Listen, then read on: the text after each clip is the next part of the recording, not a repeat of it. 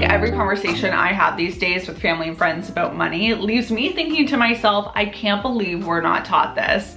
Money is such a critical tool in our lives, and there can be a lot of question marks that pop up about how to manage it. So today I'm sharing the money lessons that I've learned that I think are important for you to know, not as an expert, but coming from a fellow human who is learning as I go. Before diving in, I want to say a big thank you to TD for sponsoring today's video. I love that TD is so focused on providing people with tools to really help them take charge of their financial future. More on them in a bit. Anything that is good for me to be doing in my life, like working out or waking up at a specific time, meditating, I find much easier to stick to when those things become habits. And putting focus on your money and your financial goals is another area that can benefit from habits. By far my favorite money habit is having a payday formula. Payday formula helps me answer the question, when money comes into my account, how is it being distributed? Where is it being allocated to? What portion is going to rent? Which portion is going to investments? Which portion is going to expenses, savings, taxes, because I'm an entrepreneur and I need to set aside money for taxes. What's great about this is it means that whether it's money coming in from a payday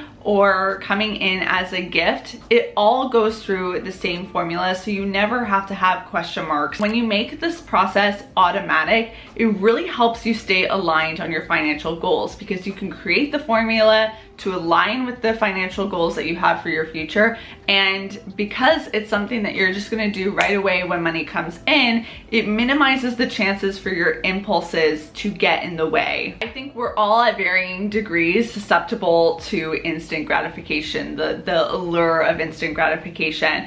And savings and investments are two very important things for our financial futures, but they're not the most sexy, exciting things in the present moment. When I graduated university and went full-time with my YouTube channel for the first time, I experienced a lot of anxiety about money, and setting this formula up really helped me feel so much more secure because I felt like I was covering my bases, and that felt really empowering. There's never a bad time or too late time to be thinking about your financial future, but I do think the sooner you start thinking about it, the more you can benefit from those established habits into your 20s and 30s and 40s and so on and so forth. Although the current markets that we've been in haven't been the most exciting markets to think about investing into, I do think it's a perfect opportunity to think about the kind of investor that you really want to be. There are things to figure out, like what are your financial goals? What is your risk tolerance? Are you comfortable with risk? Are you like, get that away from me? How involved do you want to be with your investments? Do you want to have to regularly be monitoring them, or would you rather just set it up once and have more of a laid back approach? If you've never invested before, then the stock market can be quite intimidating, but I can confirm firsthand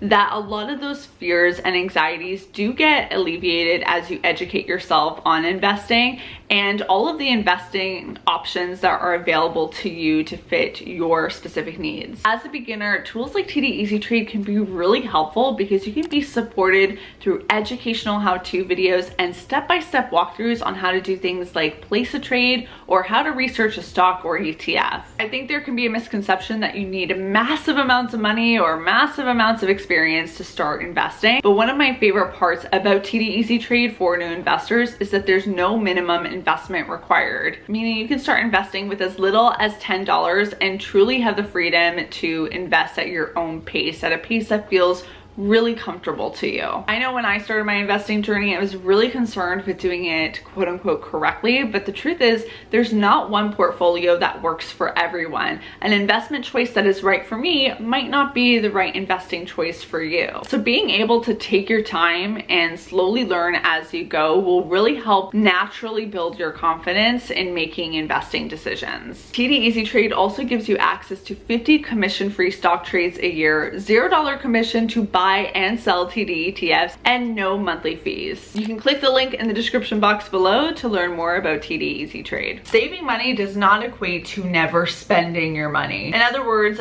being dedicated to your savings goals doesn't mean that you don't get to have fun now. And I think it's fair why we can get into the trap of thinking this, because the concept of saving and financial goals, retirement, these are things that can feel very restricting. Earlier in the video when I was talking about the payday ratio, I always make sure that there is a section or a portion of my money that gets allocated to a bonus account, a fun account. It's deemed for just that, fun. Like I can spend that guilt-free on whatever it is that I want, whether it is a need or not, whether that be a trip, books, an impractical dress, a bouquet of Legos, or a handbag, whatever it is that you get joy from. And that means when you actually get to enjoy those things, you don't have to let or welcome guilt into that experience because you've intentionally set money aside for that. I've definitely had those moments where I've experienced money guilt because I spent money on a concert ticket or a fancy dinner with a friend that is like a very one-of event. You can almost tell yourself that you just like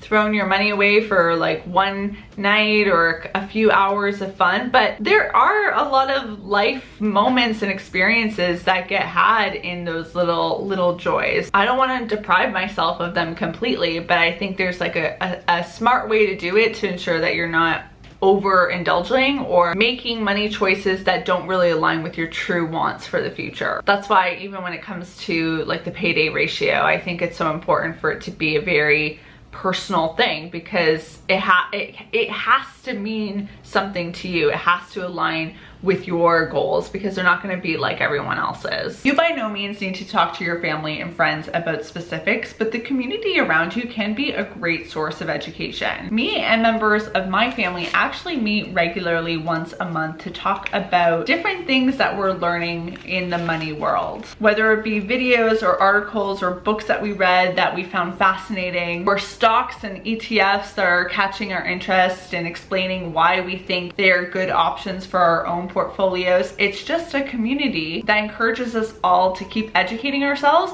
and to share the knowledge with others that are also interested. Like, why just fill my cup when I can help fill the cup of others as well, you know? And that's why I think the TD Easy Trade app can be such a great resource, as they offer those in-app how-to videos that can help you get started with investing, and free access to masterclasses and live webinars. Things that can help educate yourself and get you comfortable talking about money. That's why I think it's so important to just even film videos like this, because not all of us get access to money education or have the opportunity to have these conversations in real life, IRL. So being able to share tips online with you to maybe give you some insights that you may not have considered before, start that journey for yourself, I think is fantastic. Just like how you grow and evolve personality-wise, or with your tea preference, I'm currently in a pumpkin spice kind of mood myself, your needs and wants, priorities, and even income will change probably over the years. Meaning your budgets and strategies will probably also shift with those changes. And that takes a lot of pressure off for me, because it means that I don't need to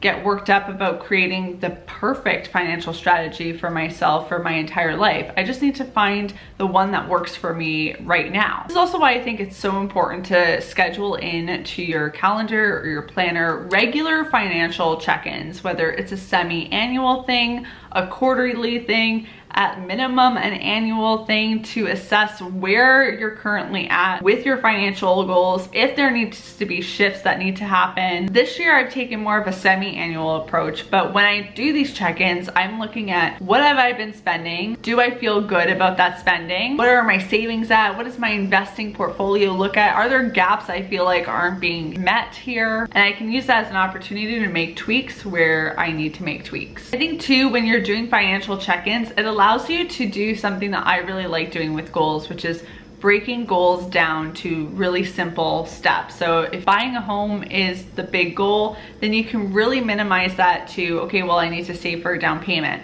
Well, that can be broken down to, well, I want to save $2,000 this year, or $5,000 or $10,000, whatever it is that you want to save this year for the down payment. If I need that for the year, then this is how much I need to save on a weekly or a monthly basis. And if you're doing, say, a check-in quarterly, you can really in real time, keep yourself on track with that and keep it top of mind. Remind yourself of the big goal that small goal is leading towards. I am always reminding myself, at the end of the day, personal finances are personal for a reason. As I've mentioned throughout this video, I think a large part about money and investing and savings and all these things is finding the systems that work for you and your needs and your wants, because they're going to be different from someone else's, which means that when it comes to looking at other people's financial situation, it's okay to get inspiration from them.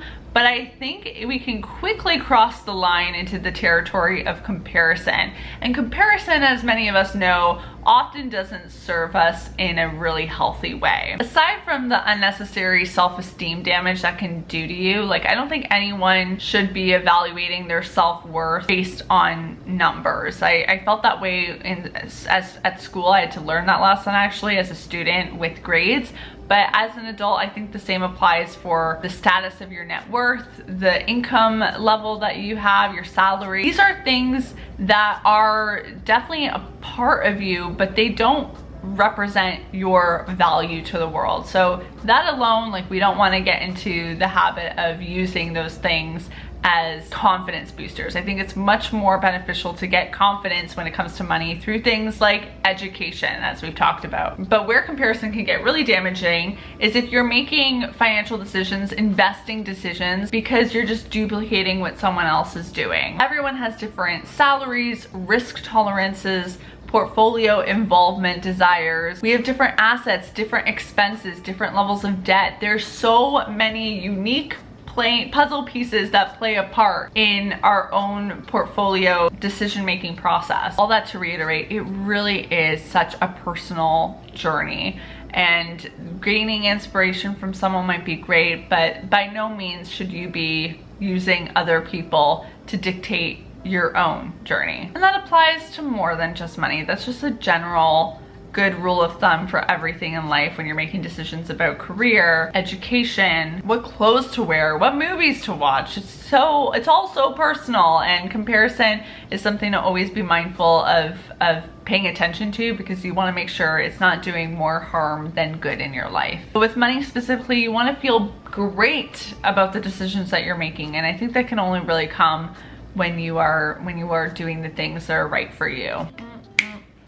You know? And there's that, my mic drop moment, boom. What is the #1 money lesson that has had the biggest impact on creating a healthy relationship between you and money? I wanna know in the comment section down below. As I mentioned earlier in the video, I'm still in a learning stage. I think I'll always be in a learning stage. It's fun to be a student for everything in life, money topics included. So I'm definitely curious to hear what lessons you guys have to share, and I'm sure other people watching this video would be curious to know too. Thanks again to TD for sponsoring today's video. You can learn more about TD Easy Trade by clicking the link in the description box. More money videos definitely need to happen on this channel in the future, so if there are other money topics you want to hear me dive deeper into, let me know in the comments as well. I'll see you guys soon with a new one, and until then, bye everyone.